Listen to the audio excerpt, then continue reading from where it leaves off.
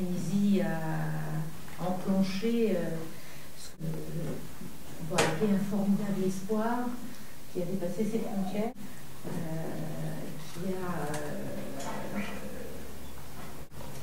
donné un immense espoir finalement dans un certain nombre de pays, effectivement, comme le disait Fatih, là où on ne l'attendait pas.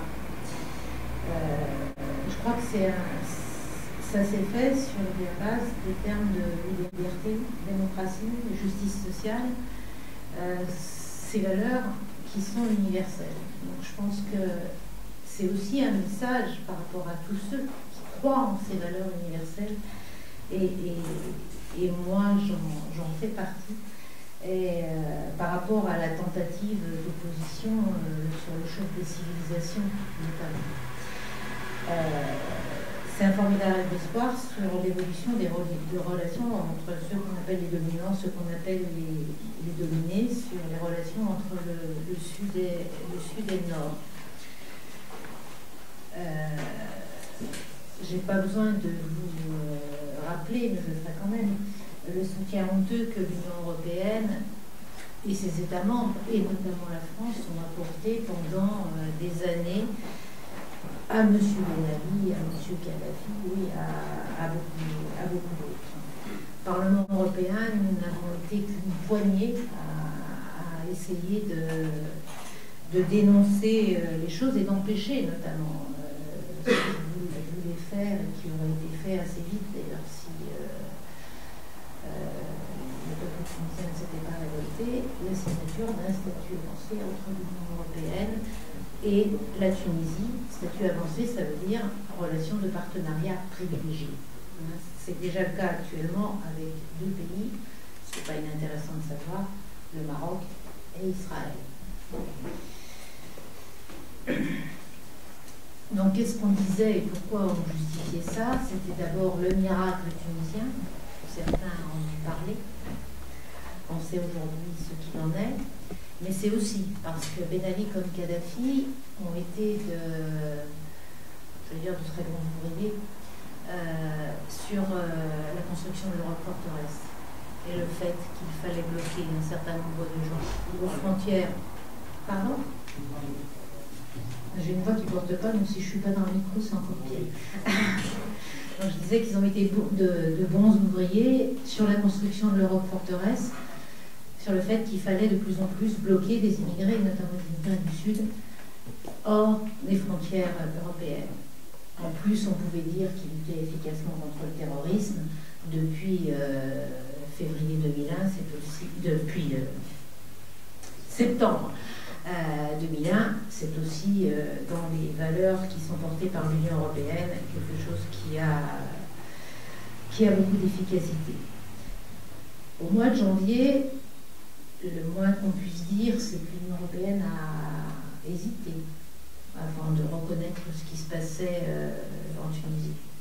Moi, j'ai encore dans l'oreille Madame Ashton déclarant au lendemain du massacre de Kasserine qu'il faudrait dire aux Tunisiens de faire un usage modéré de la force. Hein, on a beaucoup parlé des déclarations de Madame Alioumari. À l'époque, on a moins parlé de celles de Madame Ashton. Moi, j'ai pas bien supporté, et c'est vrai que je suis peut-être plus attentif que d'autres à ce qui se passe dans les instances de l'Union européenne, puisque en ce moment, quand même, au lendemain du massacre de Kasserine, qui a fait plus de 60 morts, si ma mémoire est bonne, ce qui a aussi déclenché le processus. Après, bien sûr, les déclarations se sont multipliées, les déclarations, pour saluer le printemps arabe. On entend beaucoup de... Mais ce qu'il faut voir, c'est qu'est-ce qui s'est passé dans la réalité des faits et la façon dont l'Union européenne a modifié ses politiques depuis lors, comment elle entend les modifier. Je ne vais pas revenir sur l'intervention militaire ce n'est pas le sujet du jour. Je trouve que par rapport à la Syrie, le moins qu'on puisse dire, c'est qu'on tergiverse beaucoup. On n'a pas dit grand-chose sur ce qui s'est passé au Yémen et on n'a rien dit sur ce qui s'est passé au Bahreïn et sur l'intervention de l'Arabie Saoudite en soutien de la répression vis-à-vis du peuple bahreïnien. jour après jour, ce que l'on constate au Parlement européen, c'est que les politiques n'évoluent pas d'un fil en réalité. Et je vais reprendre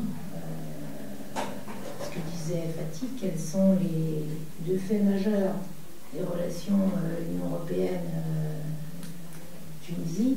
Eh ben, c'est qu'en avril dernier, la Tunisie a payé sa dette, y compris vis-à-vis de la Banque européenne d'investissement, qui est un des premiers créanciers de la Tunisie, et qu'un nouveau versement sera fait au mois de septembre prochain.